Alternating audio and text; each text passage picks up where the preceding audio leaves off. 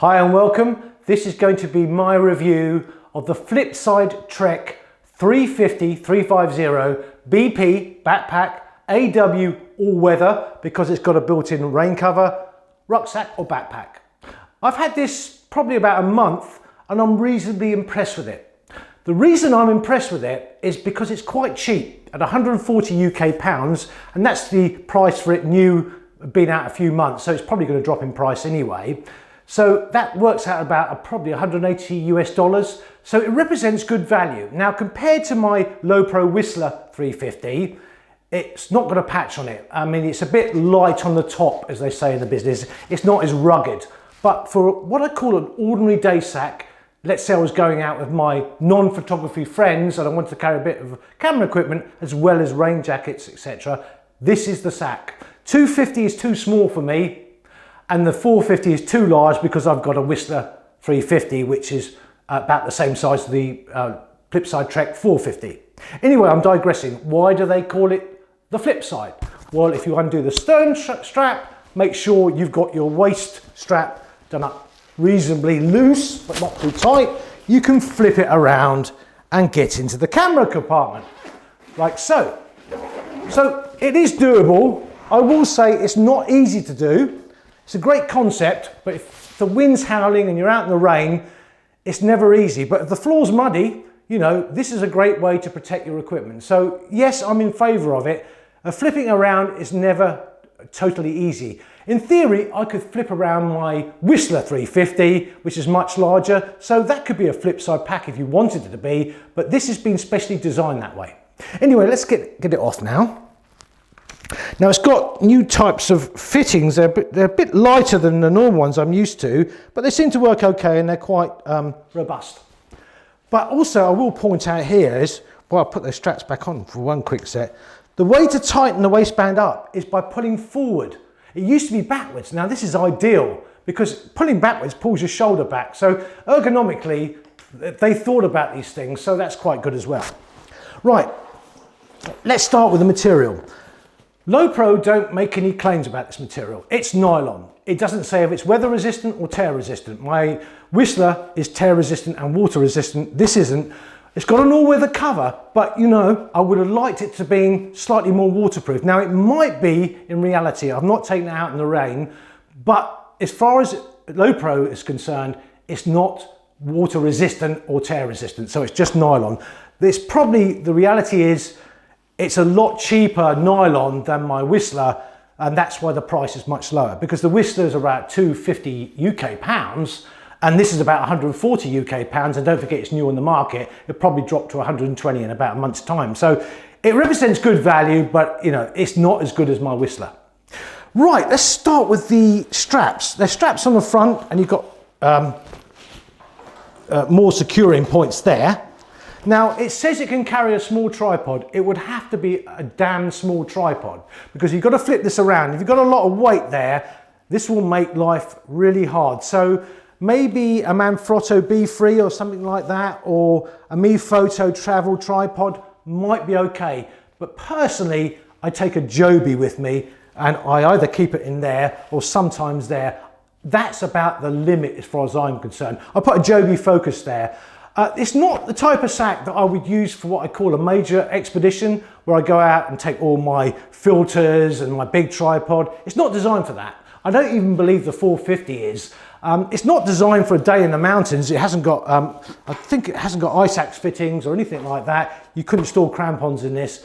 It's not what I call an expedition sack for a big day out. It's just for what I call a little jaunt in the countryside. In the English summer, let's say, in the mountains, fine, or the Scottish summer. Come the winter, no, definitely not. It's all right for normal British countryside, but I would not use this for a day trek in the mountains with photography equipment, definitely not.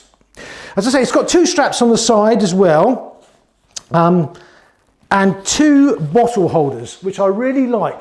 Things used to really annoy me where you've got sacks with one bottle holder on one side. Why skimp on that bit of mesh, honestly? So this has got two, so this is really Lowepro thinking about things now.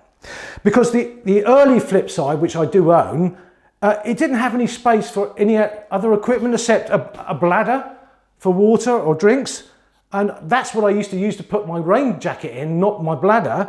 And honestly, to store stuff inside the sack, it's mental because it might be wet and you're going to have to put it in with your camera equipment. Lowepro have started to think about what photographers, outdoor photographers, actually need. And this is what the Flipside Trek is addressing.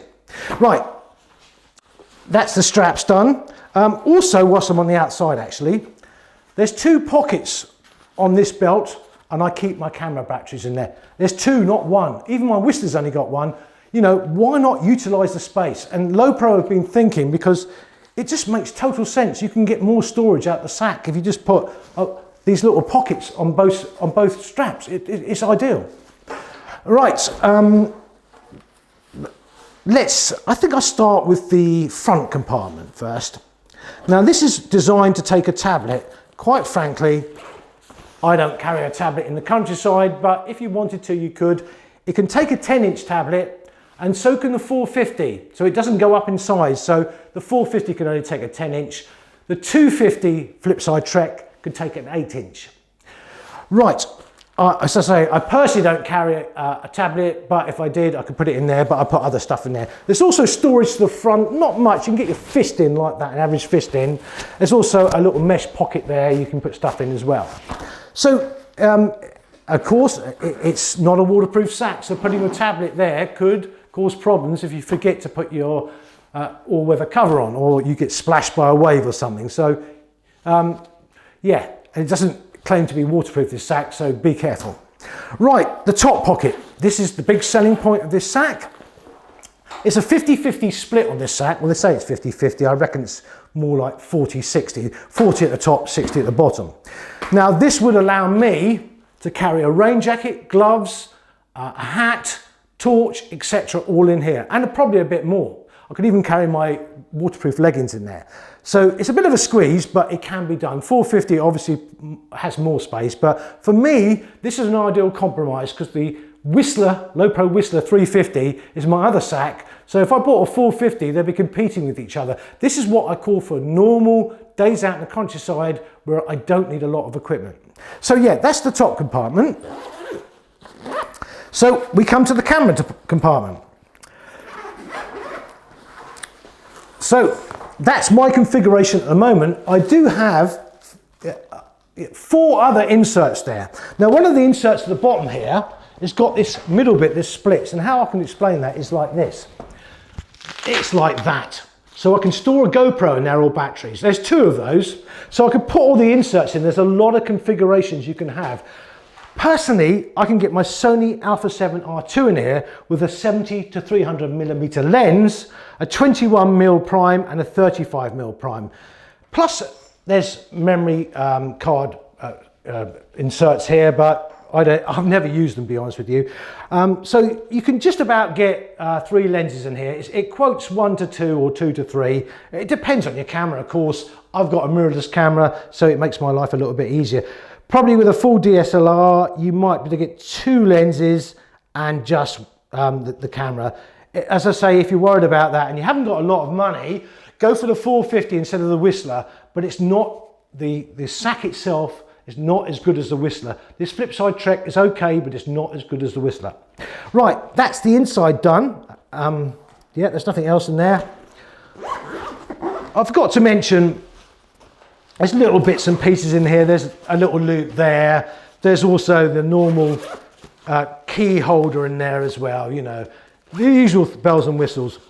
Also, I will say that these zip ties, like most sacks, are user-friendly. You've got plenty to pull on. And the ones at the back, you can actually put your finger into them like that. So they're ideal as well. It also has the active system, or active zone system as they call it. In other words, it's a comfortable sack, and it is comfortable, but not as comfortable as my Whistler. I do feel the difference on my shoulders and on my back because it's not as rugged as the Whistler.